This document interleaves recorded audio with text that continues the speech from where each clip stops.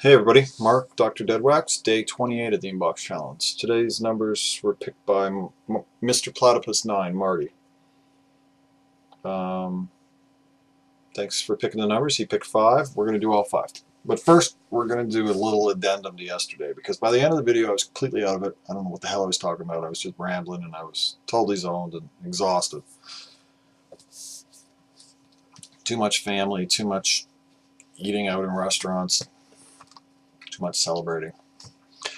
We talked about this record at the end, Terry Reid River, and I talked about the mastering of it, and I talked about his vocal style a little, but I didn't really say much about the music other than kind of mumble and grunt and say brilliant, fantastic, gorgeous, buy it.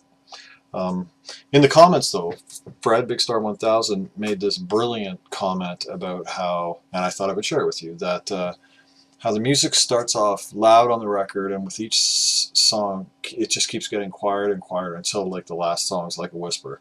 And I thought that was a perfect parallel to how a river flows, you know, noisy and powerful at the headwaters as it grows and gains momentum, and then, you know, typically by the time it reaches its destination at a lake or an ocean, it's a vast, wide, slower moving entity. And I thought, you know, that's possibly some of the symbolism or whatever he was going for with this. So again, Terry Reid River, it's just wonderful. It's a masterpiece. You should find it, listen to it, and buy it. On to today's records. First up, original jazz classics pressing of Miles Davis and horns, still in the shrink.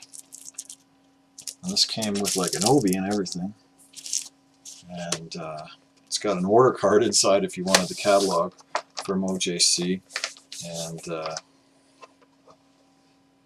Prestige. This is a Prestige.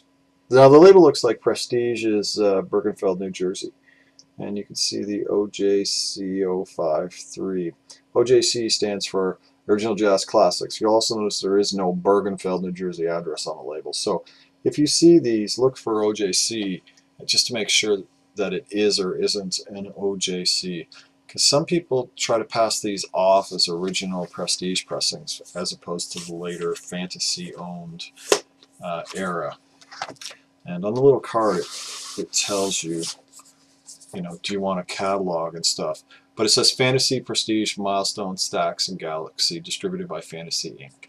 So those were the companies that were owned by Fantasy at the time that the OJCs were done, and all the classic records on those labels were put out on OJCs.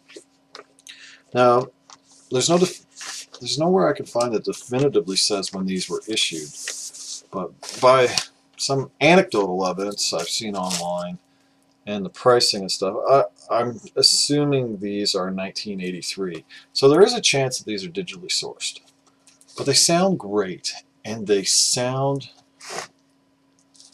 way better than the budget modern pressings of these same titles. I'm not quite sure who does them. I know that the modern Blue Notes are Scorpio, and those are just trash. And I'm not sure who's doing the modern versions of these, if they're Scorpio or somebody else, but they're trash too. So if you see these OJCs, and people are starting to buy them because of this, they're the best cheap alternative pressings when you don't want to go back and pay like real money pressings. Now I got this in Chicago because Marty hit the Chicago bin. When I went down there to buy jazz. I got this at Jazz Record Mart for $10. Jazz Record Mart is the largest jazz-only record store in the world. I spent 2 days in there, and I bought $30 worth of records. I spent $500 in another 2 days at Dusty Groove and 3 Reckless in Chicago. So if you go to Chicago, you can take a look at Jazz Record Mart, but I recommend you go to Dusty Groove and Hyde Park Records and the Reckless Records, because those places are rationally priced. That record was $10 there. The horrendous Direct Metal Master Blue Notes were $35, and that is a better sounding record. So that's a good record. It's bop, post bop period. No, it's bop. Maybe an inkling of moving towards post, but it's fantastic jazz. And funny enough, I went to a record show today, and a friend of mine found this for me. There's my Dusty Groove bag. And I bought the green. There's a green OJC Miles Davis record with that same kind of cartoonish cover also there, and I couldn't remember if I bought the red one. So I bought another one today at the show. This is another OJC. And I got some more things for the inbox. Nothing really sexy. I got a Spirit of the West, which is a Canadian band. And I got a Figgy Duff, which is a Canadian band. A couple John Martins. Popeye. That's Nielsen. Got another harmonium. I got a Magna Carta Vertigo Spaceship. And I got another Dazzle ship. It's just a Canadian pressing, to probably as a trader for somebody. That was like $40 for all that. So it wasn't a great day, but you got to go and see what's there. There was a Japanese Pro Use, but it was too expensive. Pro Use Dark Side in there that I was talking about the other day. Next record is Wednesday Morning 3 a.m. Simon & Garfunkel. This is a Canadian first pressing. It's on the 2i Columbia label. I've talked about this label before, especially as it pertains to Simon & Garfunkel with the white stereo, denoting that it's Canadian. This has 1A2 and 1B stampers, so pretty early played on side 2. Side 1, you know, that's pretty early played too. So this sounds great.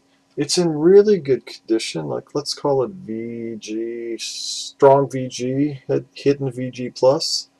There's a couple scratches on one side that tick a little bit through 2 songs.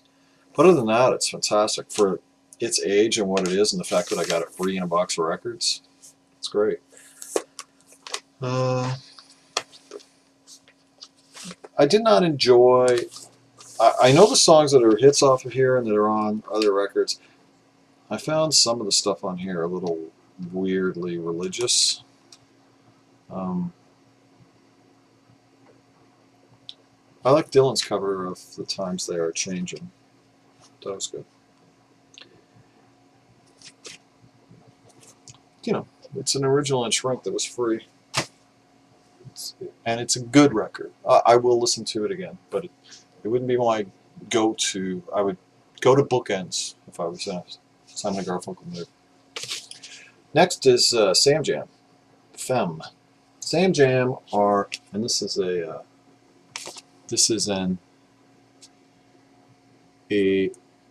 échantillon promotionnel. This is a promotional copy. Sam Jam were a French-Canadian disco funk band. And it's on the Magique label, and it also has the échantillon promotionnel in the Deadwax's, or sticker on the label. Now in the Deadwax's, this record is cut by just another mastering facility, so JAMF.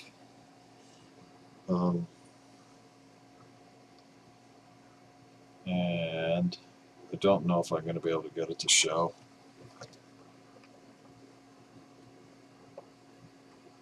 There it is there. It's at 1 o'clock. But I think it's too faint.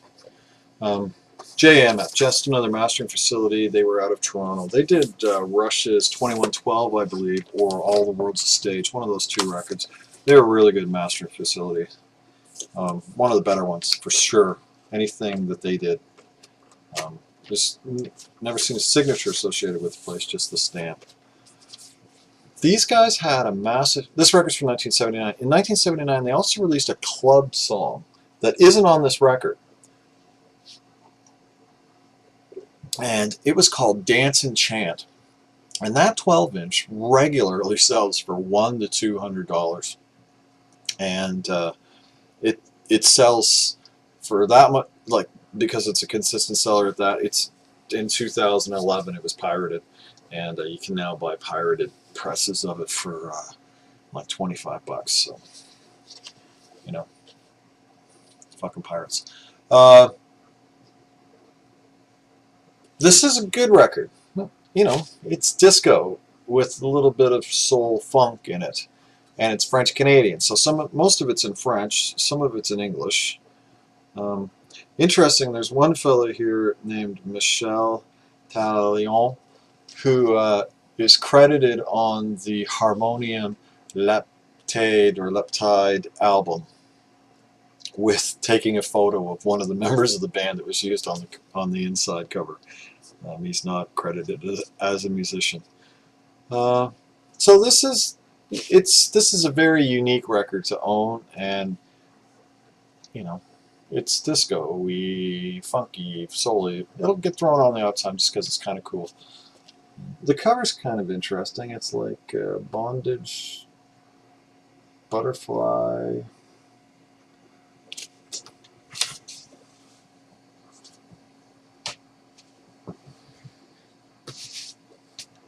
Next up is Jethro Tull, Aqualung.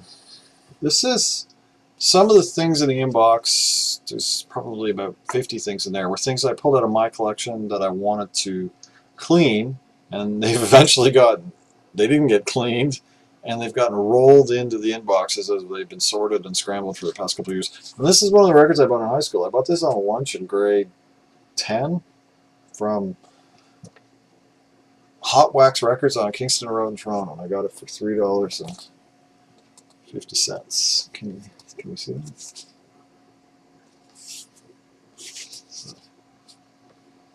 And this is a Canadian first pressing.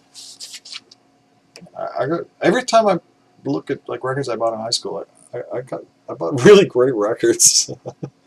This is a Canadian first pressing. It's on the original Reprise label that it should be on for a Canadian first. It has plates made in the RCA plant in Smith Falls, and it plays really clean. This is one of the worst sounding records in the world. The Aqualung is like an audiophile's nightmare. You know, guys will spend a fortune trying to get a good sounding copy of that. There's the sticker, $3.50. I always peel them up. For some reason I left that on. And it's been in a sleeve the whole time, so it's just as crisp as you can get. But the cover was printed in the US because it has a US address and it doesn't have a Canadian one on there, so that's kind of weird. So, you know, obviously they hadn't printed the covers in Canada yet when they wanted to get the label released, so they just brought them in from the States when they wanted to get the record released initially. And this record sounds okay. I mean, it's a pretty good sounding pressing.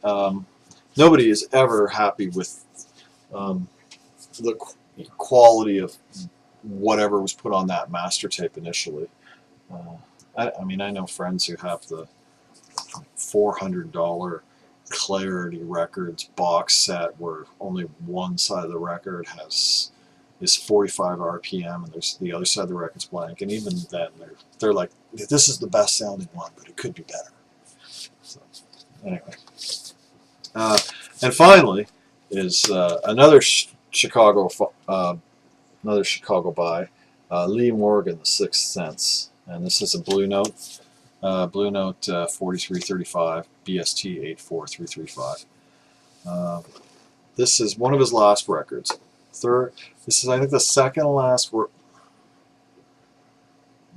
I think it was the second last record released, maybe, but like the fourth last record he recorded. I'm not quite sure.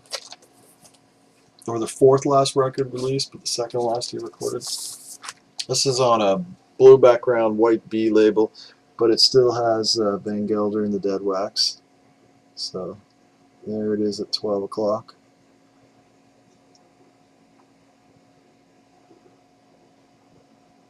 I don't know if that'll focus.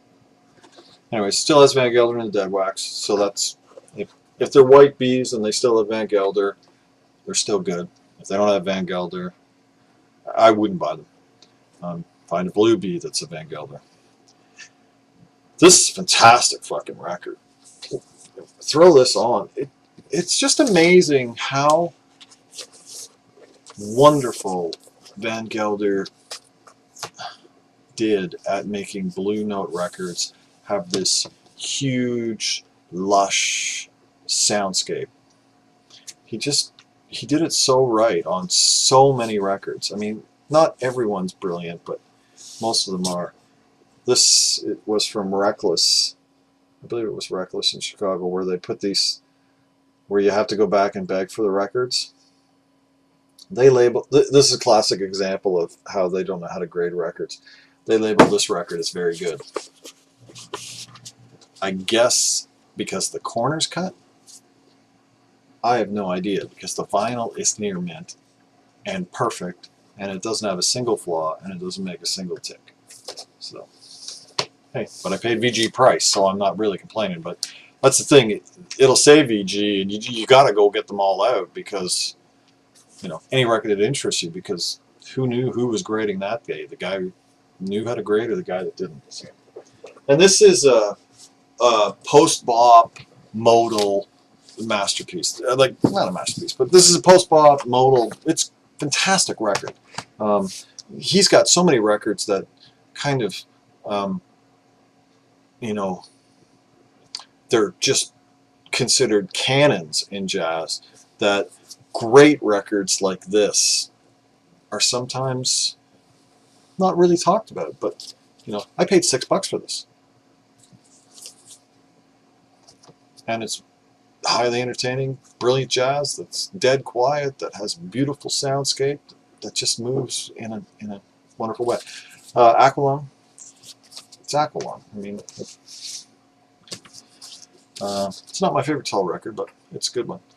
Sam Jam, this is kind of cool. If you like dance music, disco, kind of funk soul kind of stuff, you might want to check that out. The Dance and Chant is on YouTube. Simon and Garfunkel. Do we need to say more about that?